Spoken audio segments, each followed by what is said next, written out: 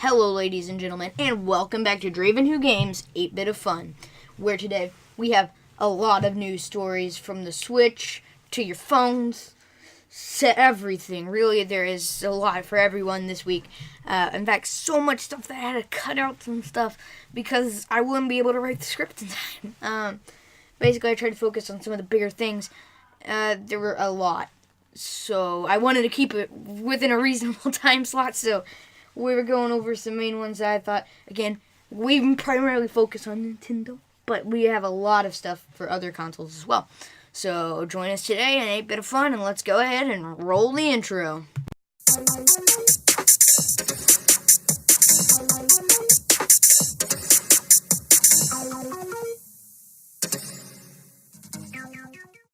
Okay, so like I mentioned, we have a lot to go over today. So, first thing, newest thing on the list, Switch now has triple the amount of games than the Wii U ever had. So, that is amazing that the Switch has that many games on it now. The Wii U has been, the Switch has completely annihilated the Wii U ever really since its launch, and wow, the Switch is still going strong, still going awesome. I mean, we get Kirby next month and stuff. Things could not be looking better for the Switch, especially compared to the Wii U. Man, the Wii U is starting to look real dead right now. I mean, it was already dead, but now it's like really dead. So yeah. Next up, we also have that Bridge Constructor Portal now has a console release date. So Xbox and Switch will be getting it February 28th. And then PS4 is getting it a day later on March 1st. Not sure why that is. But, if you own a PS4 and you really want that Portal Bridge Constructor, then you're going to have to wait a day. I have it on my PC. It's a really fun game. Really good puzzles in there. I haven't played a whole lot of it. I've been busy with a lot of other stuff, but it's a pretty good game. I guess I got a little mini game recommendation, but I definitely suggest picking it up if you're into that sort of thing. So next up, Pokemon Go. Again, it was dead.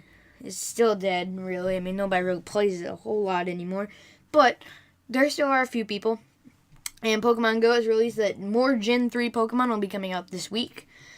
Primarily flying types for Generation 3, and including like Salamence and stuff, so pretty neat, as well as the new boss raid of Rayquaza, so pretty cool stuff there. I haven't played since they dropped Gen 2. I haven't even been around for the boss raid era, so maybe I should hop on that one day again. But anyway, Metal Gear Survive is getting its last open beta before its release on February 20th.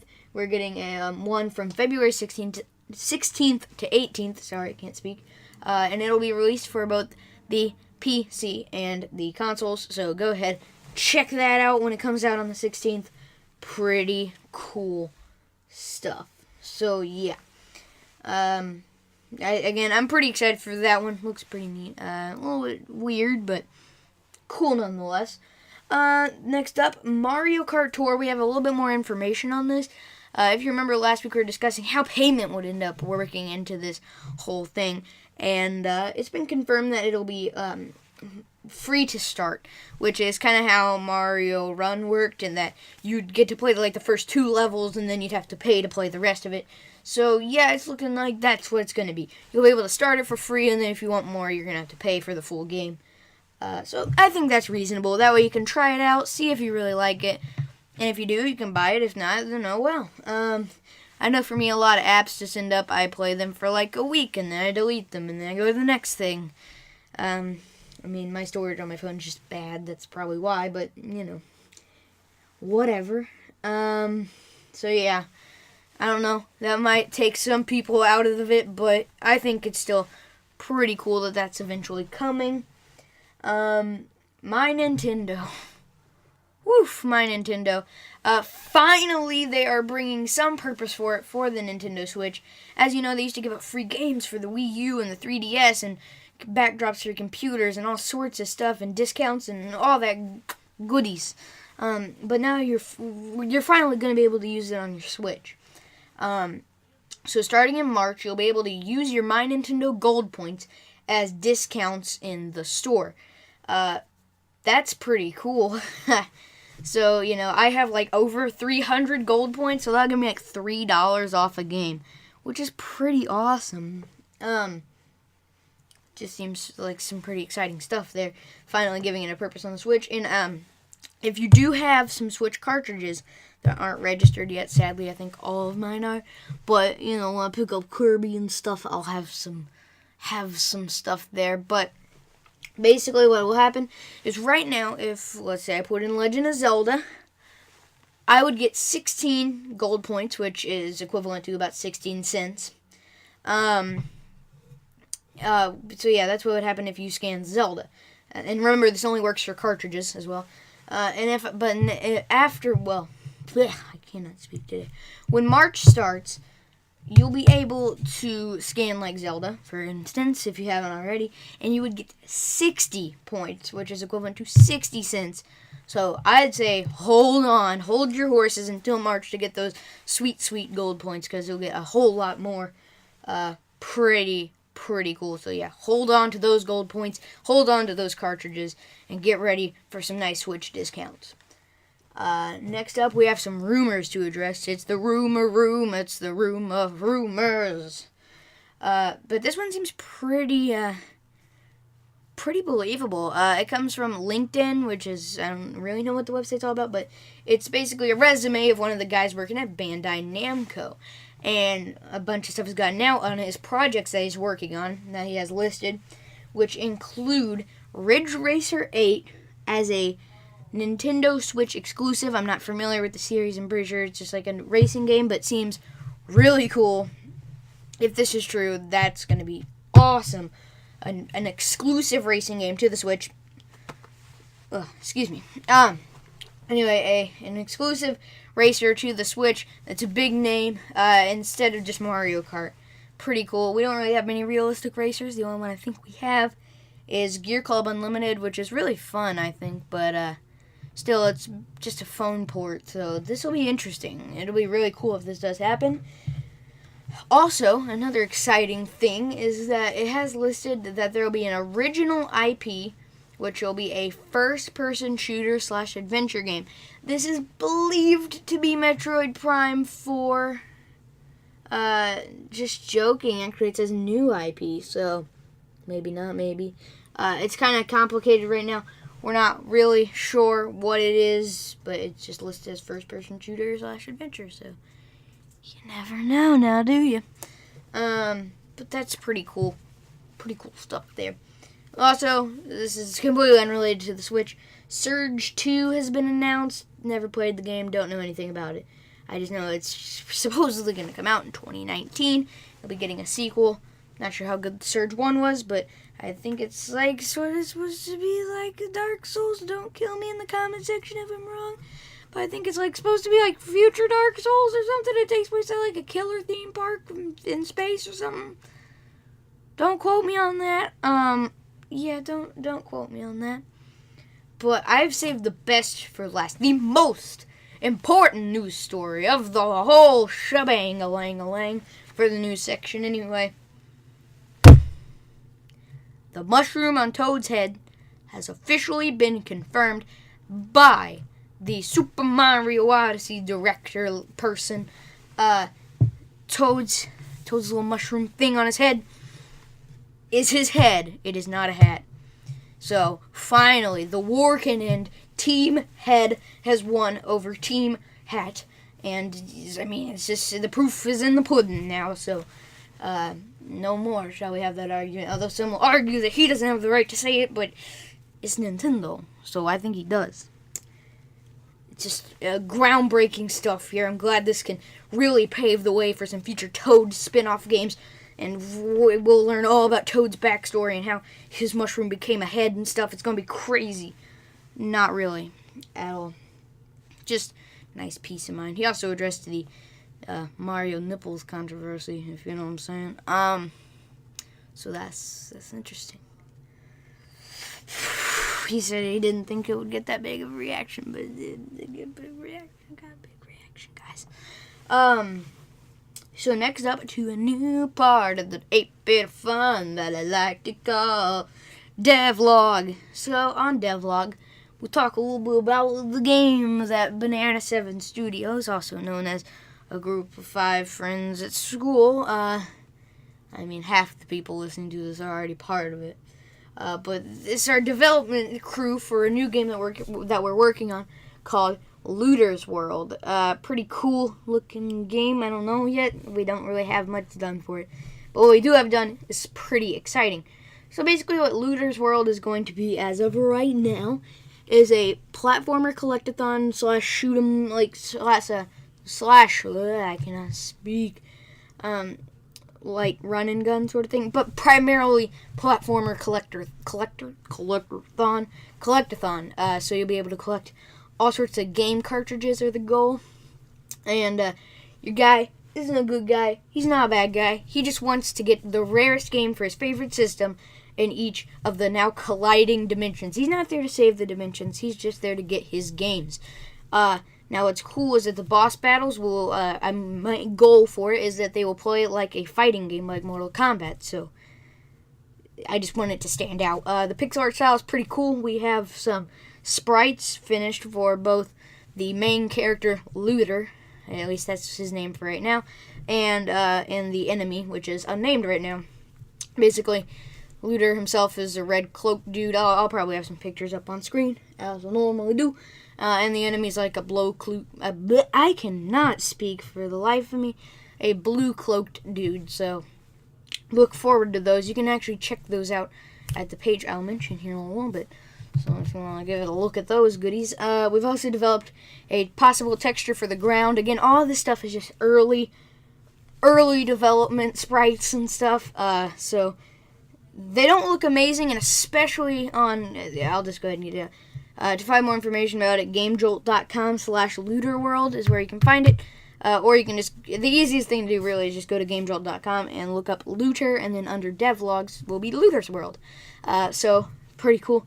Click on that and you can see all the info. Sadly, the sprites don't look very good on there because it tries to blow up the image and it makes it look kind of fuzzy and connected and stuff. It looks less pixely, but they still look pretty cool, except for the ground texture. It looks like vomit.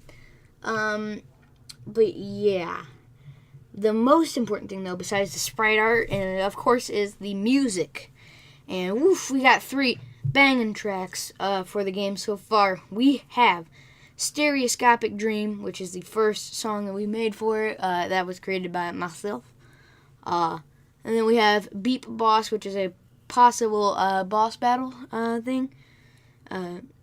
Yeah, but then the real crown jewel of it all, the best, is by our actual music director for the game, Jack and Penguin TARDIS, also known as Jack. That's his YouTube channel, is Jack and Penguin TARDIS. Check him out. But it was by him. It's called Jungle Prance. You can find it right here on the channel, or again, as mentioned, on GameJolt.com. And that is the one I recommend you listen to. If you're gonna listen to just one of them, listen to that one. Really well made, quite amazing, and I'm really glad that I chose Jack as the music head and not anyone else, because he's doing a great job. Also, Andrew, also co-music editor person. It's going to be pretty cool. They're a pretty good team, pretty good with music and stuff, unlike myself. I'm a good singer, not so great at actually writing and composing music, but luckily the game is in their hands, that soundtrack. It's going to be pretty cool. I'm still going to work with it a little bit, but, you know, they're the head. They're the best. You guys rock. So yeah, Jack's new track is out. Check that out. And then, so yeah, that's basically all we got for the game so far. I do have a currently functioning prototype of the game in Unity. The whole thing is running on Unity engine. It's currently literally just a random picture that I found on Google as the background, and a completely still frame of Looter, his pixel art, and then through like 4 ground blocks, and he can jump and he can run. That's about all he can do. So yeah, it's not anywhere close to release. But yeah, the goal is that we get a working. Well, the goal is that in a few months we'll have a working thing of level 1, which will just be a level. And then, so level 1, like Mario, out of 4 levels in a boss battle that will contain in a world. So yeah, so that should be out sometime in a few months. Nothing is set in stone here, guys. Don't get your hopes high for a recent release. I don't even know if it'll be done by next year or the year after that. You never know. Game development takes a while. But again, my hope is to have a nice little demo of World 1, which includes 4 levels and the aforementioned boss battle, by the end of this year. So that's the goal. That's the deadline we're trying to meet.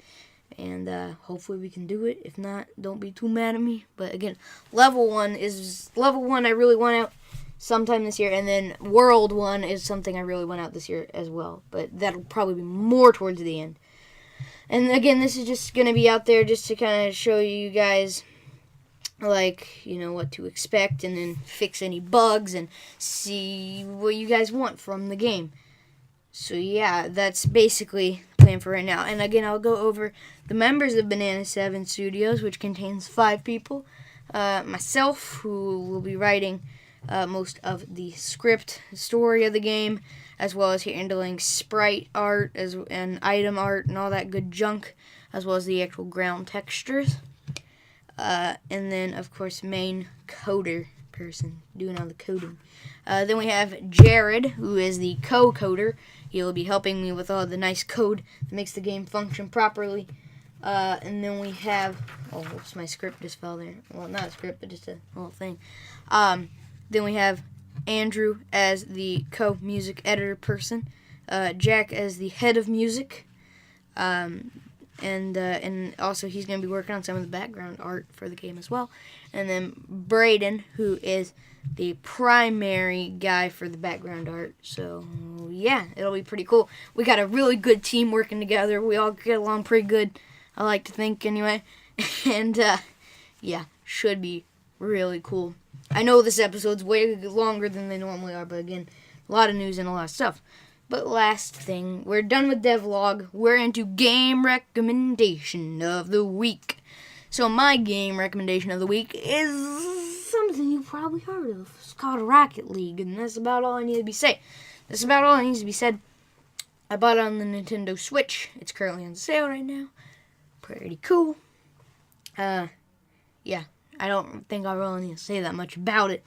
It's a really fun game. Soccer with rocket-propelled cars. Really fun, really fast action.